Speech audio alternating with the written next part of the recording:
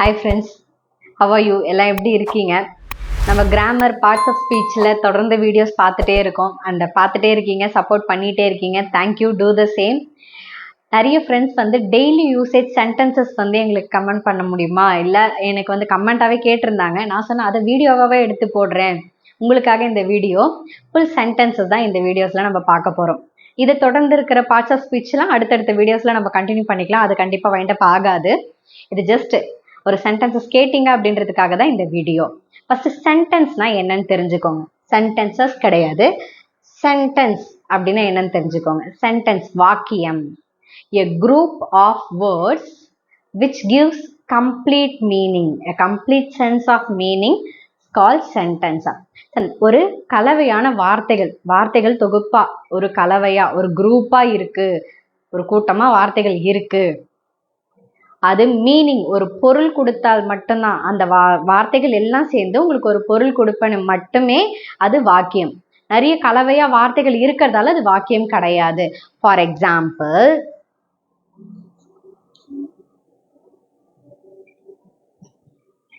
it is my, it is my, இது என்னுடைய, ஒரு முழுமையே இல்லை, ஒரு கம்ப்ளீட்டான ஒரு பொருள் தரல. ஸோ இது என்ன கிடையாது, வாக்கியம் கிடையாது. இட் இஸ் மை பேக், இது என்னுடைய பை. So it gives complete sense of meaning. இப்போ இதுக்கு இந்த வார்த்தைகளுக்கு ஒரு அர்த்தம் இருக்கிறது, ஒரு பொருள் இருக்கு இல்லையா. ஸோ இதுதான் sentence. A sentence is a group of words which gives complete sense of meaning. ஓகேங்களா? இப்போ சென்டென்சஸ் பார்க்கலாம். முதல்ல நான் சென்டென்சஸ் எப்படி ஸ்டார்ட் பண்ண போறேன் அப்படின்றத தெரிஞ்சுக்கணும். சென்டென்சஸை வந்து ஒரு வேர்ப் யூஸ் பண்ணி ஒரு 5 சென்டென்சஸ் எக்ஸாம்பிள்ஸோட பார்க்க போறோம். வீடியோக்குள்ள போகிறதுக்கு முன்னாடி என்னோட சேனலை சப்ஸ்கிரைப் பண்ணாதவங்க சப்ஸ்கிரைப் பண்ணிடுங்க. பக்கத்துலேயே பெல் ஐக்கான் ப்ரெஸ் பண்ணிட்டு, ஸோ தட் நோட்டிஃபிகேஷன்ஸ் ரெகுலர் பேசிஸ்ல உங்களுக்கு வந்து சேர்ந்துடும். ஃபர்ஸ்ட் ஆம் அப்படின்ற பி வேர்ப் எடுத்து யூஸ் பண்ற சென்டென்சஸ் பார்க்கலாம். முதல்ல ஆல்ரெடி சொல்லியிருக்கேன், ப்ரோனவுன்ஸ் எடுக்கும் போதே சொல்லியிருக்கிறேன். I singular pronoun, first person singular. நான், எனக்கு அப்படின்ற வார்த்தை, நான், ஐக்கு மட்டும்தான் ஆம் வரும். ஓகேங்களா? அதில் கிளியரா இருக்கீங்களா? ஸோ ஐக்கு மட்டும்தான் ஆம் வரும். ஆம் அப்படின்றது ஒரு அப்படின்னு சொல்ற மாதிரி வச்சுக்கோங்களேன். ஐ எம் சத்யா, நான் சத்யா. இப்போ ஐ ஆம் யூஸ் பண்ணி சென்டென்சஸ் பார்க்கலாம்.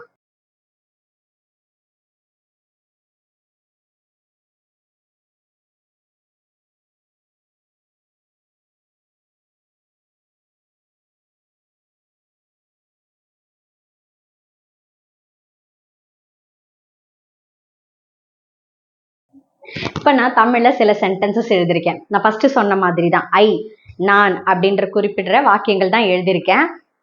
நான், ஐ. சந்தோஷமாக, சந்தோஷம் அப்படின்னாலே என்ன அது ஒரு அட்ஜெக்டிவ், ஹாப்பி. இருக்கிறேன், ஐ எம் ஹாப்பி. ஸோ ஆம், இஸ், ஆர் அப்படின்லாமே எல்லாமே பி வேர்ப்ஸ் தான், இருத்தல் நிலையை குறிக்கிறது தான்.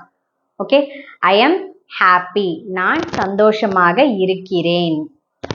நான் தாகமாக இருக்கிறேன். தாகம்னா என்ன? thirsty. I am thirsty.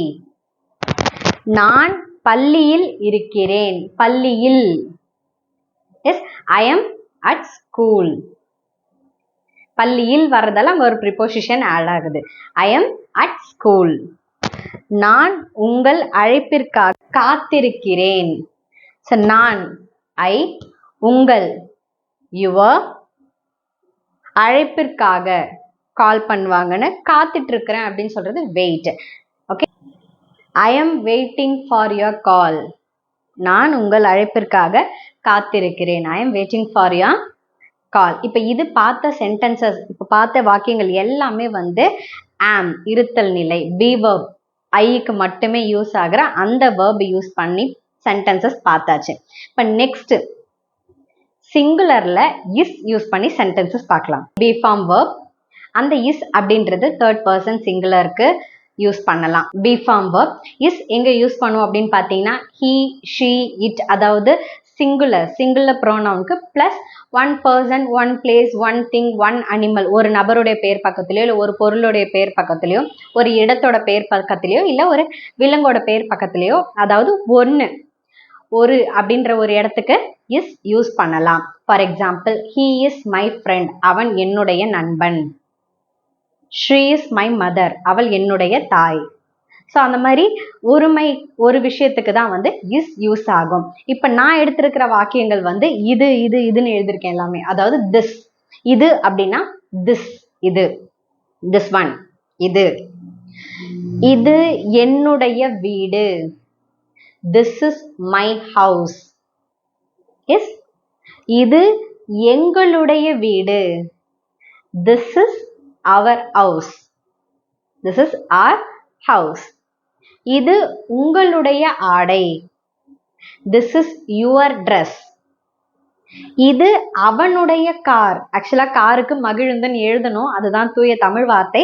நான் இங்க சிம்பிளா இருக்கணும்னு கார்னே எழுதிட்டேன். இது அவனுடைய car, this is his car. Pronoun videos பார்த்தீங்கன்னா உங்களுக்கு ஈஸியா புரியும். இது அவளுடைய வளையல், அவளுடைய அப்படின்றது ஃபீமேல குறிக்கிறது இல்லைங்களா? சரி, this is her bangle, bangle நிறைய இருந்தா bangles, this is her bangle. இது அதனுடைய உணவு, அதனுடைய அப்படின்றது ஒன்று பொருளா இருக்கலாம் இல்லை அனிமலா இருக்கலாம், இட்ட ரெஃபர் பண்றது. So this is it's food, this is it's food. இப்போ பார்த்த சென்டென்சஸ் எல்லாமே இஸ் யூஸ் பண்ணி வர்றது. நெக்ஸ்ட் ஆர், ப்ளூரலுக்கு உண்டான சென்டென்சஸையும் பார்த்துடலாம். Yes, now, are, same be form வேர்ப்ல ஆர் ப்ளூரலுக்கு, பன்மைக்கு, அதாவது வி, யூ, தே, நாங்கள், நீங்கள், அவர்கள், இந்த மாதிரி ப்ளூரல் ப்ரோனவுன்ஸ்க்கு தான் வந்து ஆர் யூஸ் ஆகும். ஆஸ் வெல் அஸ் இரண்டு நபர்கள், ராம் மற்றும் Ravi, Ooty and Kodaikanal, pen and pencil, cat and rat, இந்த மாதிரி ரெண்டு விஷயங்களுக்கு இல்லை ரெண்டுக்கும் மேற்பட்ட விஷயங்களுக்கும் வார்த்தைகளுக்கும் பெயர்களுக்கும் வந்து கண்டிப்பா நம்ம ஆர் தான் யூஸ் பண்ணணும். அந்த சென்டென்சஸ் பார்க்கலாம். நாங்கள் தனியாக இருக்கிறோம், நாங்கள் வி, தனியாக alone, we are alone, we are alone. நீ சோகமாக இருக்கிறாய், நான் இங்க நீங்கள்னு எழுதல, நீ சிங்குலரா எழுதிட்டேன். யூ ஆர் சேட், நீ சோகமாக இருக்கிறாய். யூ ஆர் சேட் அப்படின்றது பெரியவங்களுக்கு நீங்கள்னு சொல்லலாம், ஓகேங்களா? நாங்கள் வீட்டில் இருக்கிறோம், we are at home. இப்ப அவர்கள் வீட்டில் இருக்கிறார்கள் அப்படின்னு சொன்னா they are at home. அவர்கள் தாகமாக இருக்கிறார்கள், they are thirsty, they are thirsty. Ram மற்றும் ராணி பசியாக இருக்கிறார்கள், Ram and Rani are hungry. ஹ சவுண்டு கரெக்டா ப்ரொனவுன்ஸ் பண்ணணும் ஹங்க்ரிக்கு, ஓகேங்களா? ஸோ இது பார்த்தது எல்லாமே ஆர் ப்ளூரல் பன்மைக்கு யூஸ் பண்ற அந்த பி வேர்ப்ஸை யூஸ் பண்ணி தான் இப்போ பார்த்த சென்டென்சஸ் எல்லாமே. இப்போ உங்களுக்கான சென்டென்ஸ் மறக்காம வீடியோ ஃபுல்லா பாருங்க. பார்த்தீங்கன்னா உங்களுக்கு ஒரு கெஸ்ஸிங், ஒரு கிளியர் எக்ஸ்பிளனேஷன் கிடைச்சிருக்கும். இப்போ நான் தமிழ்ல சொல்ற வாக்கியத்துக்கு எனக்கு இங்கிலீஷ்ல கமெண்ட் பண்ணுங்க. உங்கள் கமெண்ட்டுக்கு உங்களோட பதிலுக்காக நான் காத்திருக்கிறேன். உங்கள் கமெண்டிற்காக, உங்கள் பதிலுக்காக நான் காத்திருக்கிறேன். இதுக்கு இங்கிலீஷ்ல என்ன வரும்ன்றதை கமெண்ட் பண்ணுங்க. மறக்காம என் சேனலை சப்ஸ்கிரைப் பண்ணிட்டு இந்த வீடியோவை உங்க ஃப்ரெண்ட்ஸ் அண்ட் ரிலேட்டிவ்ஸ்க்கு ஷேர் பண்ணுங்க. தேங்க்யூ.